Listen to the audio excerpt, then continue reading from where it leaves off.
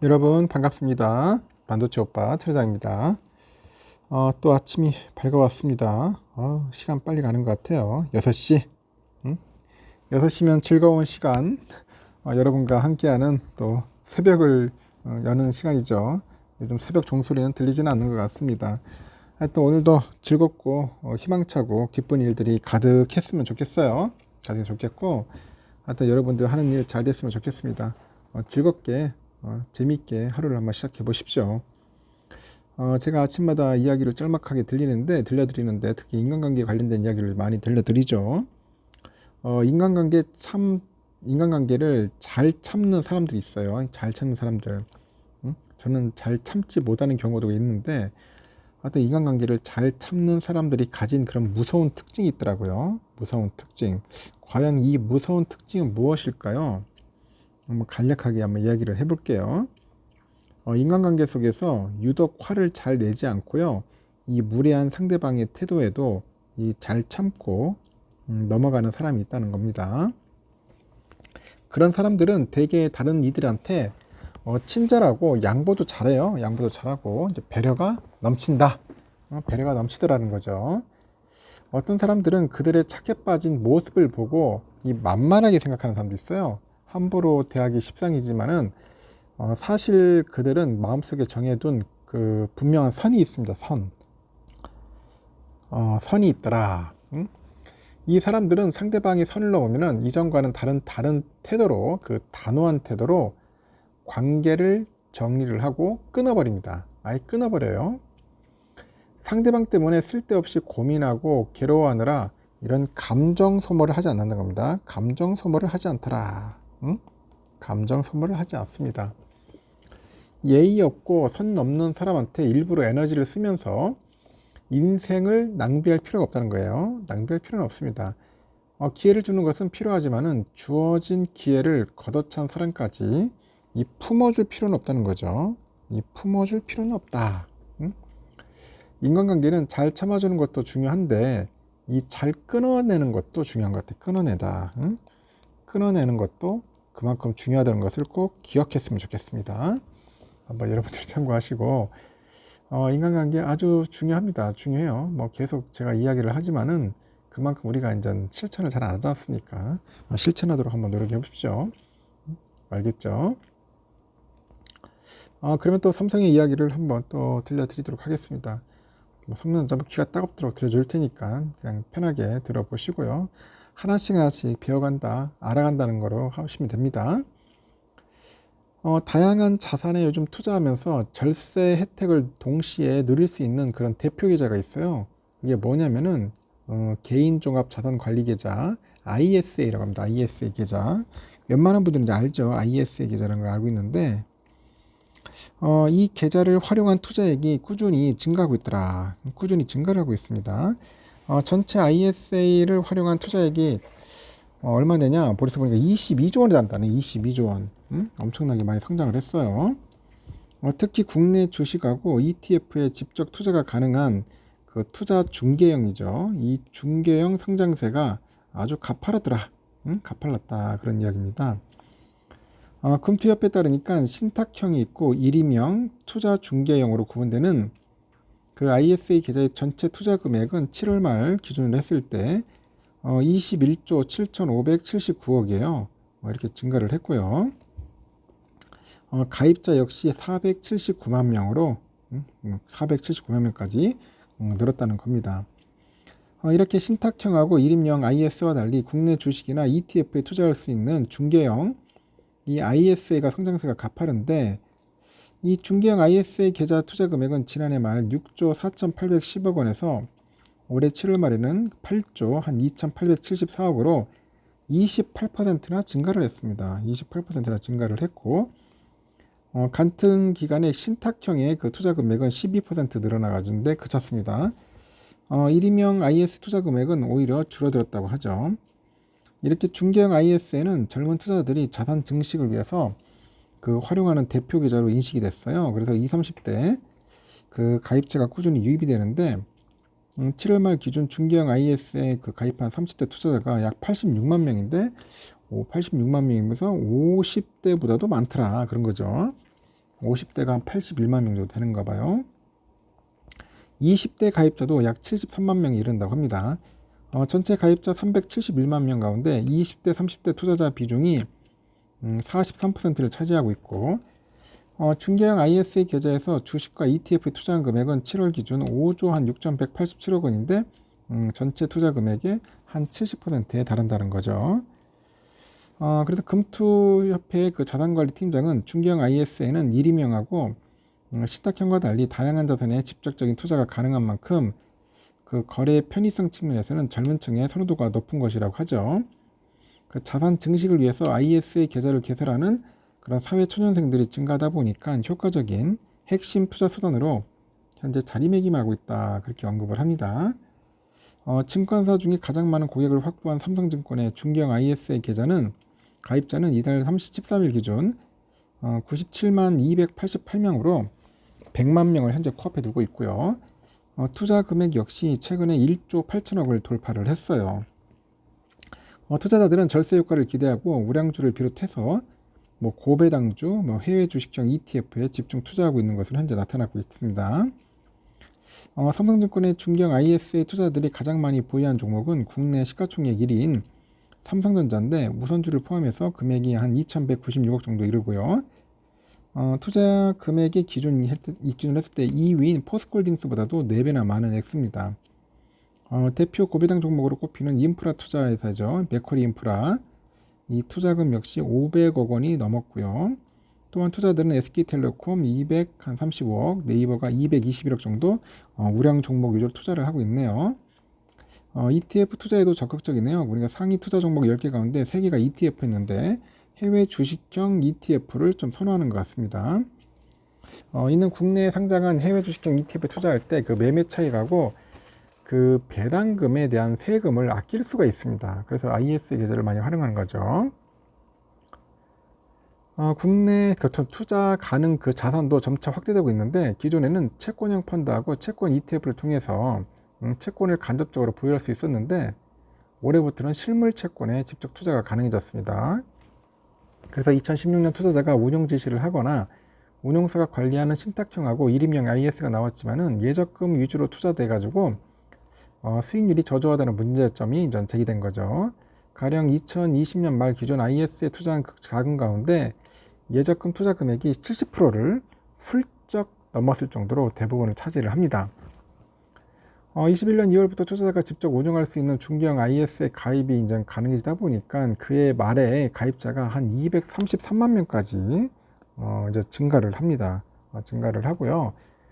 출시된 지 1년도 안 돼 가지고 신탁형이 84만 명, 일임형이 한 25만 명을 이제 압도하는 거예요. 그래서 IS에는 그 비과세 혜택을 받으면서 예적금은 물론이고 국내 주식, 펀드, 리츠, ETF, ELS 등 다양한 그런 금융자산에 투자할 수 있어서 우리가 보통 만능통장이라고 합니다. 만능통장 그렇게 불리고 있죠. 꼭 만드셔야 돼요, 하나씩. 그 만기 시에는 과세 소득 손익을 통산한 순이익이 200만 원까지 비과세 혜택을 얻을 수 있고 서민형하고 농어민형은 금융소득 400만 원까지 비과세 대상입니다. 과세한도 초과분은 9.9% 저율로 과세하는 만큼 세제 혜택을 누릴 수 있다는 그 장점이에요. 연간 2천만 원까지 납입이 가능하고 5년간 최대 1억 원을 납부할 수 있고 다만 의무가입 기간 3년을 유지해야만 그 만기 도래시에 순이익이 한 200만 원에 대해서 비과세 혜택을 적용받을 수가 있습니다. 하여튼 ISA 계좌를 꼭 여러분들 만드셔가지고 거기다 삼성전자도 투자하시고 ETF도 사시면 될 것 같습니다. 코스피가 이제 18일 매국인하고 기관들의 동반 매도에 1% 이상 떨어져가지고 2,570대로 내려앉았습니다. 삼성은 3거래일 연속 상승세를 멈추고 2.5% 하락을 하면서 7만전자 위기가 다시 또 나타난 거죠.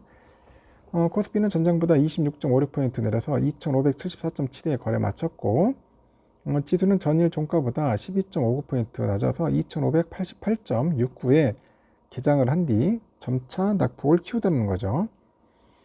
유가증권 시장에서 외국인은 3,653억, 기관 애들은 230억 정도 주식 현물을 순매도를 했고요. 지수를 끌어내려요. 그 외국인들은 코스피 200 선물 시장에서도 한 11,000계약을 순매도한 것으로 잠정직계가 됐습니다. 반면에 개인들은 유가증권 시장에서 상장 주식 3,910억 정도를 순매수를 했어요. 외국인과 기관의 물량을 이제 받아낸 거예요. 그러다 보니까 좀 아쉬운 감이 좀 있습니다. 여러분들 아시다시피 뭐 그 파운드리 업체죠. TSMC 여기에 수요 둔화를 우려해가지고 공급사들의 장비 납품 연기를 요청했다는 소식 때문에 그 반도체 종목들의 주가가 일제히 약세를 보인 겁니다. 그러다 보니까 좀 많이 빠졌다는 겁니다. 뭐 참고하시고 오늘 뭐 좀 좋은 흐름이 좀 나왔으면 좋겠네요. 그리고 요즘 보니까 또 반도체 업종에 대한 그 비중 확대 의견과 함께 최선호주로 하이닉스하고 차선호주로는 삼성전자를 꼽는 얘기 나왔어요. 삼성이 최선호주가 아니고 차선호주로 나왔다는 그런 의견인데 다올투자증권 보고서에서 이 상대 수요의 반등을 근거로 해가지고 업종 전반에 대한 비중 확대 의견과 함께 그 차별에 대한 이익 강도를 반영해서 두 종목을 추천한다고 합니다. 이 중소형주의 경우에 전공정은 기술이고 후공정은 기술 및 생산 능력 그 관련 수혜주를 주목을 해요. 추성 엔지니어링하고 STI를 최선호주로 제시를 했죠. 내년에 수요 방향성을 결정짓는 핵심 키워드는 인공지능이라고 하죠. 그 엔비디아 가속기는 올해 한 75% 정도, 내년에는 한 104% 정도의 고성장이 이제 예상된다고 합니다. 그 메모리는 그 하이닉스 중심의 공급자 우위 구도에 따른 가격 프리미엄이 발생을 해가지고 지난 2분기 시작된 ASP 조기 반등이 내년까지는 좀 이어질 거라고 보고 있어요. 기존의 제품의 경우 보니까 기대보다 수요 회복이 좀 더디지만은 그만큼 공급 축소 역시 강력하게 현재 진행 중이다. 그런 이야기를 합니다. 생산업체들의 올해 말 기준 재고 수준 목표는 한 9주에서 10주 내로 예상이 돼요. 이를 달성하기 위해서는 공급 축소 규모는 가변적으로 진행될 것이라고 하고 있고 현재 업황 판단에 중요한 그 상대 수요는 지난 1분기죠. 88.6%를 저점을 해서 2분기는 한 95.2%로 이미 반등을 했다. 뭐 그런 이야기를 하는 것 같습니다. 하여튼 뭐 하이닉스도 좋고 삼성도 좋고 하니까 여러분들 뭐 기회 되면은 꾸준하게 모으시기 바랍니다. 하여튼 올 하반기 반도체의 그 한파의 끝이 보인다. 뭐 그런 이야기들을 하고 있는데 공급업체의 그 감산 효과가 본격화돼요. 그래서 인공지능 AI 그 시장 성장으로 인해서 고사양 메모리 제품 수요가 이제 늘어나면서 이제 상승 국면에 돌입할 거다. 그런 기대감도 커지고 있고 이에 따라서 삼성하고 하이닉스도 적자폭을 좀 줄이고요. 실적이 개선될 거라고 합니다. KB증권에서 그래요. KB에서 반도체 고정가가 올 4분기에는 21년 3분기 이후 2년 만에 상승할 거라고 봅니다. 뭐 스마트폰이나 PC 업체들이 재고 조정이 마무리되면서 부품 구매가 이제 늘어나는 상황이죠. 디램은 3분기부터 HBM, DDR5 등 고부가 제품의 생산 비중 확대로 2분기 실적 저점을 이미 확인을 했고요. 낸드는 4분기 가격 인상과 재고 축소 효과로 인해서 수익성이 3분기 저점을 확인할 전망이라고 해요. 특히 KB증권은 스마트폰하고 PC 매출 비중이 절반 이상인 삼성과 하이닉스를 최선호주로 꼽았어요. 그래서 삼성의 스마트폰하고 PC 매출 비중은 58%고 하이닉스는 53% 수준입니다. 시장조사 업체 트렌드포스도 반도체 시장이 하반기 점진적으로 개선될 건데 먼저 지난해 3분기부터 하락세를 이어오던 D램의 경우 올 2분기 반등을 시작을 했고요. 트렌드포스에 따르면 올 2분기 전 세계 D램 매출은 전분기 대비했을 때 20.4% 증가해가지고 114억 2,800만 달러를 현재 기록을 했다고 합니다. 성장을 이끄는 것은 SK 하이닉스예요. 그 평균 판매 단가 ASP가 높은 DDR5하고 HBM의 출하량이 크게 늘어난 덕인데 하이닉스의 D램 매출이 34억 4천만 달러죠. 전분기 대비 48.9% 급등을 했고요. 같은 기간 시장 점유율도 24.4에서 30.1%로 상승을 해가지고 미국 마이크론을 제치고 2위에 올랐습니다. 트렌드포스는 나아가서 이제 3분기에는 전 세계 그 D램 시장이 흑자 전환에 성공할 것이다. 그렇게 전망을 하는 것 같습니다. 공급업체가 생산량을 줄이면 가격이 안정이 되고 가격 하락폭이 제한이 되어서 재고 가격 하락에 따른 손실이 줄어듭니다.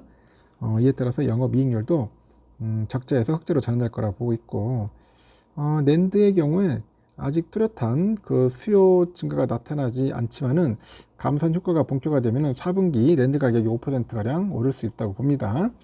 이 중심에는 삼성전자가 있고 트렌드포스는 삼성의 공격적인 감산은 주력 제품의 가격 인사라는 파급 효과를 불러일으킬 가능성이 크다고 하죠. 이러한 파급력은 4분기 낸드 플래시 전체 비트 출하량을 촉진해서 적자 규모는 점차 줄어들 것이다. 그렇게 설명을 하는 것 같습니다. 반도체의 업황 회복 조짐에 따라서 삼성과 하이닉스의 실적 개선 기대감도 커지는데 금융정보업체 FN가이드에 따르니까 올 3분기 삼성의 매출 컨센이 67조 9,690억 정도 되는 거 봐요. 전분기 대비 13.3% 증가할 전망이고 이 기간 영업이익은 전분기 대비 약 4.5배 정도 증가해서 3조 64억이죠. 세 개 분기 만에 조 단위 영업이익을 회복할 것으로 기대가 돼요. 물론 전년 동기와 비교를 하니까 매출은 11.5%, 영업이익은 72.3% 감소한 수준인데 올 상반기 바닥을 찍고 하반기부터 이제 반등하는 신호로 이제 해석할 수 있다고 합니다. 지난 2분기 삼성은 연결 기준 매출 60조 55억 원, 영업이익은 6,680억 정도 기록한 바 있어요. 반도체를 담당하는 DS 부분이 4조 한 3,600억 정도 영업 손실을 기록하면서 전체 실적을 깎았다고 합니다. 특히 스마트폰 그 신제품 효과 외에도 그 메모리 반도체 중심의 실적 개선이라는 게 증권가의 설명인데 대신증권은 삼성의 올해 영업이익 추정치를 7조 1,000억에서 8조 4천억 원으로 상향 조정하면서 하이닉스에 이어서 D램 ASP 상승 전환이 예상된다고 이제 전망을 하는 것 같습니다. 경기 침체 우려로 소비 심리가 위축이 되다 보니까 AI용 서버를 제외한 전방 수요는 여전히 부진한데 가격 저점에 대한 고객 인식이 뚜렷하고요. 공급업체의 감산 기조도 이어지는 중이라고 합니다. 고객 재고 축적 수요가 강한 DDR5의 계약가는 9월 반등이 예상이 되고 DDR4 역시 집중적인 감산으로 가격 하락이 멈출 것이다. 그런 이야기를 하는 것 같네요. 하이닉스도 보니까 고부가 가치 제품 시장에서 선전하면서 적자 규모가 감소 분위기예요. 올 2분기 하이닉스는 2조 8,821억 정도 영업손실을 기록해서 세계 분기 연속 조단위 적자 상태인데 하지만 그 3분기 SK 하이닉스의 영업손실 컨센이 1조 한 7,116억이죠. 전분기 대비 1조 원 이상 적자폭을 줄일 것으로 보입니다. 이 기간 매출액은 7.1% 증가한 7조 8,281억, 영업손실률은 39.4%에서 한 21.9%까지 개선될 것 같고요. HBM의 그 HBM 포함을 해가지고 고부가 제품 중심으로 해가지고 이런 공급 확대가 이어지고 있죠. 이런 상황에서 메모리 반도체 세계회사, 하이닉스 등 하여튼 실적 개선세가 가장 돋보이지 않겠냐, 그런 이야기를 하는 것 같습니다. 하이닉스가 좀 HBM에 거의 몰빵을 하는 것 같아요. 하여튼 D램 중심으로 출하량하고 가격이 기존 컨센과 가이던스를 상회할 가능성이 높다고 보는 것 같습니다. 그래서 D램하고 이제 낸드 살아나기 시작하면은 이제 좋아지지 않겠나, 이제 그렇게 보는 것 같습니다. 일단은 삼성과 여러 기업들 관련된 소식은 여기까지 하겠습니다. 하여튼 여러분 좋은 하루 보내시고 또 다음 시간에 뵙도록 하겠습니다. 감사합니다.